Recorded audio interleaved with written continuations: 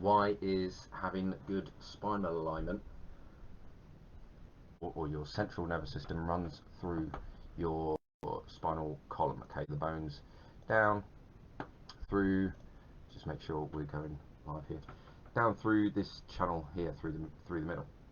And as you can see, the nerves come off of the spine and go out to your heart, to your lungs, to your stomach, etc., etc., etc. If some of these vertebrae, okay, some of the bones of your spine, if they are slightly twisted, slightly turned to the side, slightly tilted, slightly moved in one way or another, then there is more of a chance, and it's not guaranteed, but there is more of a chance that they are going to squeeze on one of these nerves down here. Like a pipe, like a hose that you're running water through, if you have a kink in the hose, the flow of water coming out of the hose to the, in this case, an organ, the flow of water coming out slows down, which means communication to and from the brain to the organ is reduced.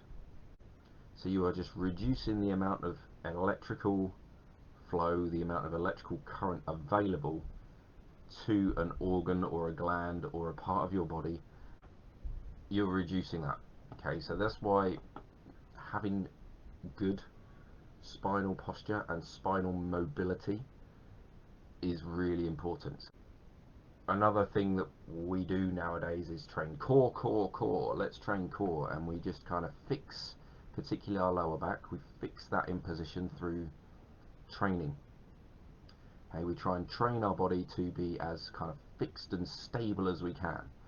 But what that can do, if you don't counteract that with mobility and movement and turning and rotation and bending and twisting and all these other kinds of movements, if you don't do that, then that will lead to, or might be a strong spine but an inflexible one.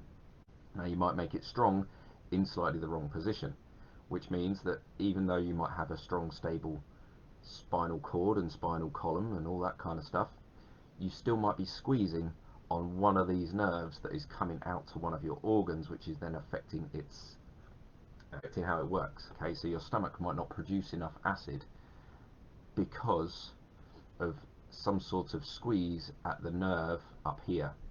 Okay, we call that, well, I call that T6 rather than D6. Okay, it's just a different notation compared to what I'm used to. So that's the thoracic spine, T1 to T12, or in this case D1 to D12.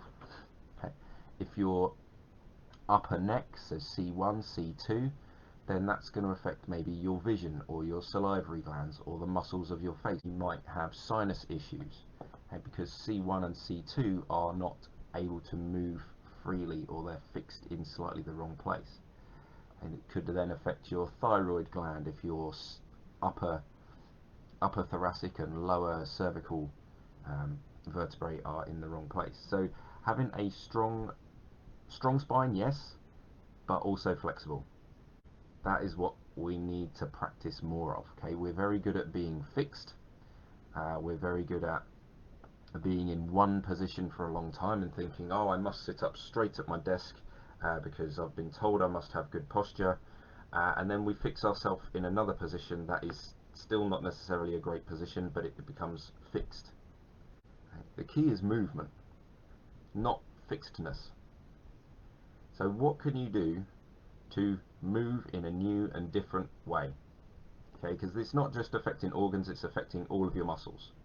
Your spine is not in a good position and your body cannot hear the messages back from the body, because 80% of what the brain does is listening to your senses, kind of your vision and taste and smell, as well as where are my joints, what is my stomach acid doing, where are my bones, what are my blood vessels doing, is my heart rate too high, is my heart rate too low. Okay, and if your brain can't hear that correctly, whether it be via the vagus nerve, which is this blue one, which connects to all the organs, okay, the parasympathetic nerves, okay, it connects down to all the organs, supply back to the brain, okay, the listening system, okay, if that's affected, then your body doesn't know if it's producing enough acid. Your body doesn't know if the muscle at the top of your stomach is too tight or too loose.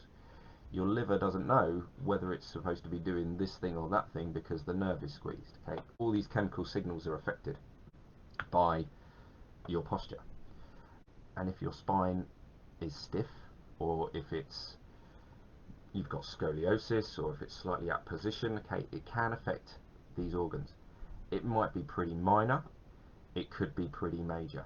Okay, so having a healthy spine is not just about having whether you have a slipped disc or not, okay, or whether you have degenerative disc disease. Okay, that's kind of when these kinds of things have been going on for years. Okay, that's what happens then, okay, or a sudden impact that moves things completely out of place. But generally, a slip disc will only happen when problems have been underlying for months or years. The way to notice it is how is my bladder? How is my bowels? How do my muscles work? How do my joints work? If you've got chronic long-term aches and pains, well then there's a strong chance there's something going on in the spine as well as locally at the area, and it could be linked in, even if it's a joint issue, it could be linked in with a organ issue, okay, because it all meets up here. Okay, it all comes together in this location in the brain. Okay, it all meets. All of that information is combined into one big system, whether it's a spinal misalignment or whether it's a joint pain like in your knee or in your ankle. It mixes with all of these other messages that are incoming to the brain. Okay, so an ankle injury might also link in with a overactive bladder. Okay, a stomach issue might interact with something that's going on in the shoulder, because that's relatively close to the shoulder, okay, or in the chest. A lung issue again might be a shoulder or a neck problem. Okay, so they might be stiff neck, but actually that's also leading to some sort of timing issue in the heart. Okay, it might be pretty minor right now, but in 20 years it might be more of a major thing because your neck is inflexible, okay, and you haven't trained your inner ear and your balance to look after your posture. There's so many things it could be, and it goes into, okay, and that's kind of my job to solve that and find that for you. I obviously do it in a different way to, say, a chiropractor or a physio or an osteopath who would potentially come along and adjust your spine for you, and I've got nothing against that at all. It can be done softly, it can be done via distance, okay? It can be done in the way that I do it. These are all adjustable. It can be lifestyle change, it can be how you exercise, change how you exercise. Maybe it's not every time you exercise, but maybe if you really like running but you never do anything else apart from running, maybe you just need to do an additional mobility session or a couple of yoga sessions a week or something like that, just to get some movement back into the spine, get it to twist, get it to bend, get it to arch. So whatever you can do on that front, um, very important to get the spine to move. I have a warm-up routine that I use, that I've been using now for years. It keeps my spine very flexible, rotating, bending. It challenges my inner ear, which has a lot to do with my posture.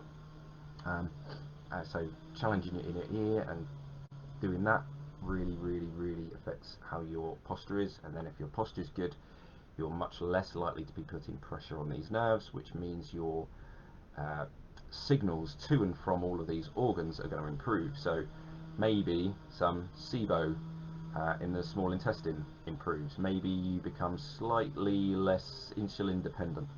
Maybe your liver starts working better. Maybe your gallbladder starts producing gall or holding gall better without having stones in it. Okay, because the messages are getting in there to and from.